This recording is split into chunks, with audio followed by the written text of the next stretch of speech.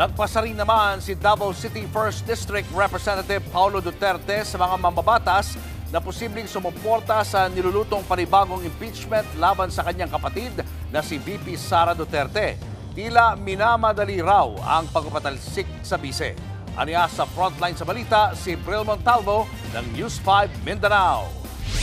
Nagbabala si Davao City 1st District Representative Paulo Duterte sa kapwa mambabatas kaugnay sa nagbabadyang panibagong impeachment laban sa kapatid na si Vice President Sara Duterte. Ayon kay Congressman Paulo, huwag daw sanang ipasa sa taong bayan ang desisyong matagal nang niluto ng iilan. Tanong ni Pulong, taong bayan ba ang kinausap o ang administrasyon at may hawak ng budget at kapangyarihan? Tila may script daw ang nilulutong impeachment at minamadali. Unang sinabi ng Makabayan Black na handa silang maghain ng panibagong impeachment complaint laban sa bise sa Pebrero. Si Cavite 4th District Representative Kiko Barzaga hindi raw pipirma sa panibagong impeachment kay VP Sara. Bagamat naniniwala siyang kailangang busisiin ang paggastos ng confidential funds, mas mabigat umanong issue kung gagamitin ng administrasyon ang pondo ng bayan para impluwensyahan ang mga mambabatas na suportahan ang impeachment laban sa bise. Para naman kay Bicol Saro Party List Representative Terry Ridon, dapat i-verify ang mga testimonya ng nagpakilalang bagman na si Ramil Madriaga kung gagamitin ito sa impeachment complaint. Unang ibinunyag ni Madriaga na mula sa Pogo at drug lords ang ginamit na election funds noon ni VP Sara. Isinumite na sa ombudsman ang testimonya ni Madriaga.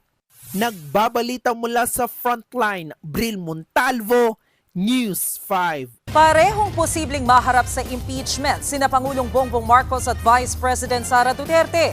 Pero giit ng Malacanang, walang Mary Grace Piatos ang Pangulo. Narito ang aking report. How many times do I have to say that? I didn't want impeachment. Lahat ng kakampi ko sa Kongreso hindi nag-file ng impeachment complaint. Ganito ang tono ni Pangulong Bongbong Marcos nung nakaraang taon nang tanungin tungkol sa impeachment case laban kay Vice President Sara Duterte. Ngayong may niluluto ang ilan na umano'y bagong impeachment laban sa Vice-Presidente na posibleng isampa sa Pebrero, tila nag-iba na ang ihip ng hangin. Tinanong natin dyan. Dahil sinabi po natin, tinatanong na po ng MPC kung anong inyong magiging reaksyon sa mga nababalitang magsasampa ng impeachment complaint laban kay sa Vice-Presidente. Ang tanging tugon lamang niya sa akin ay kung ano po ang pagtrato sa pag-iimbestiga sa flood control projects, mga anomalyang flood control projects. Ganon din po ang gawing pagtrato sa paggagawa or sa pag-iimbestiga patungkol dito sa impeachment complaint laban kay VP Sara. Sabi ng Malacanang, hindi pa kasi napagtanto noon ang lawak ng issue. Pero hindi lang kay VP Sara, kundi kay Pangulong Marcos may nagbabansyang impeachment complaint. Sabi ni House Deputy Minority Leader Representative Edgar Erice, may pro-Duterte groups na gustong maghain ng impeachment complaint laban kay PBBM dahil sa umano'y betrayal of public trust. Hindi raw kasi niya napigilan ang ilan sa kanyang mga kaalyado na abusuhin ang budget insertions. The President allowed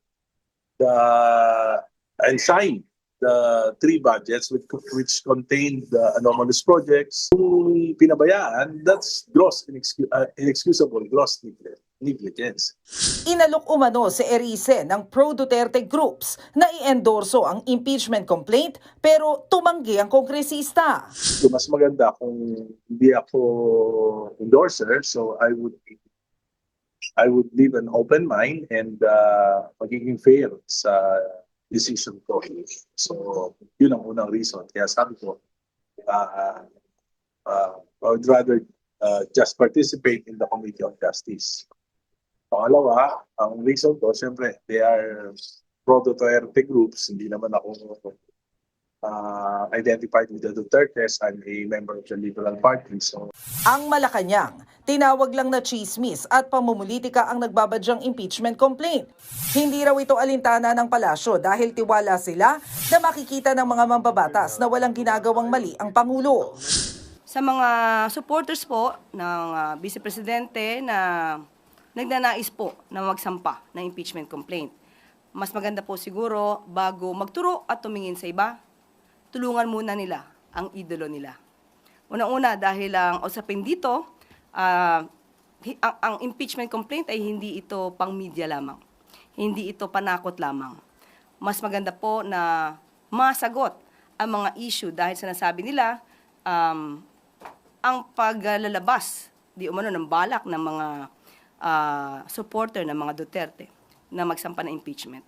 Sinasabi ng iba, ito para makaiwas di umano ang Vice Presidente sa mga isyung paglustay at mga di umanong pagtanggap ng pondo, milyong-milyong pondo mula sa mga drug lords.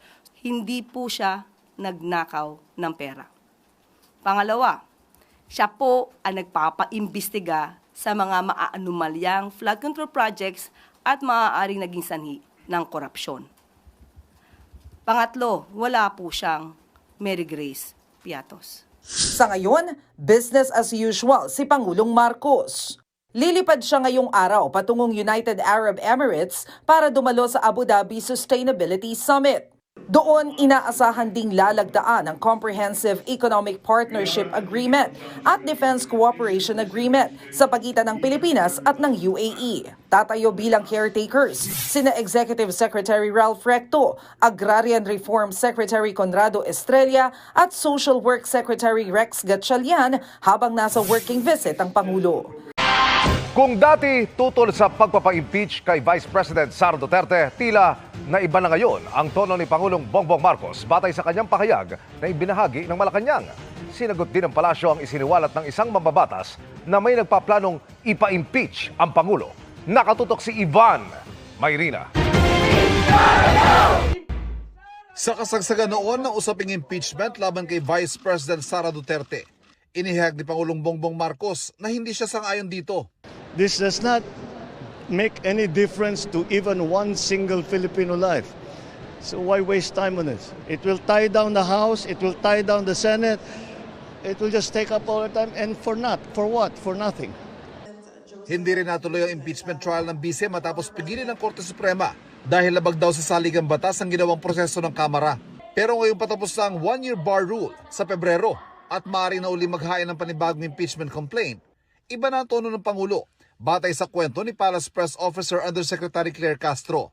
Ang tanging tugon lamang niya sa akin ay kung ano po ang pagtrato sa pag-iimbestiga sa flood control projects, mga anomalyang flood control projects. Ganon din po ang gawing pagtrato sa paggagawa or sa pag-iimbestiga patungkol dito sa impeachment complaint laban kay VP Sara.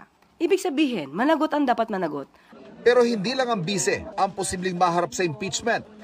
Ayon kasi kay House Senior Minority Leader Edgar Erice, may nagkakasalan ng reklamong impeachment laban kay Pangulong Marcos na i-endorso umano nang hindi bababa sa dalawang kongresista ang hindi niya pinangalanan.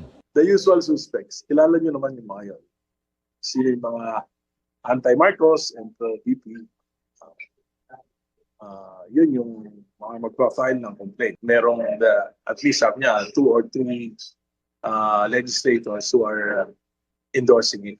Tila batid na agad ng palasyo kung sino nasa likod nito na para umano hindi maungkat ang mga issue laban sa Vice na dati na nitong pinabulaanan.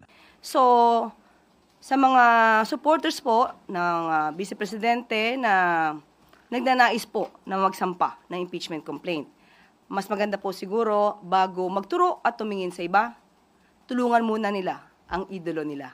Sinasabi ng iba, ito para makaiwas di umano ang Vice Presidente sa mga isyung paglustay at mga di umanong pagtanggap ng pondo, milyong-milyong pondo mula sa mga drug lords. So mas magandang masagot po yan. Ang mga Bayan Black sinabi naghahanda na silang muling mag-file ng impeachment laban kay Duterte. Naniniwala rin itong may basihan ng impeachment laban sa Pangulo batay sa umano'y malawakang pagnanakaw sa national budget at aligasyon ng kickback. Kung magkaroon man, handa raw itong sagutin ng Pangulo. Ang Pangulo po, unang-una, hindi po siya nagnakaw ng pera. Pangalawa, siya po ang nagpapaimbestiga sa mga maaanumalyang flood control projects at maaaring naging sanhi ng korupsyon. Pangatlo, wala po siyang Mary Grace Piatos. Ang tanging tugon lamang niya sa akin ay kung ano po ang pagtrato sa pag-iimbestiga sa flood control projects, mga anomalyang flood control projects.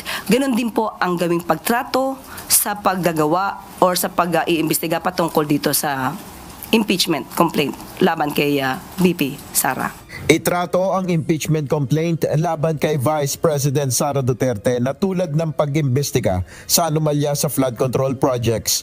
Ito ang posisyon ni Pangulong Ferdinand Marcos Jr. sa ulat na muling pagsasampa ng impeachment complaint laban sa Vice Presidente. Ayon kay Palace Press Officer Undersecretary Claire Castro, ang ibig sabihin lamang ng Pangulo dito ay mapanagot ang dapat managot. Ano po ba ang laging sinasabi patungkol sa mga maanumalyang flood control projects? Kung may issue, kung sangkot, dapat managot. Ganon din po ang dapat na itrato natin sa impeachment complaint. Kung isasampa po ito laban sa Vice Presidente.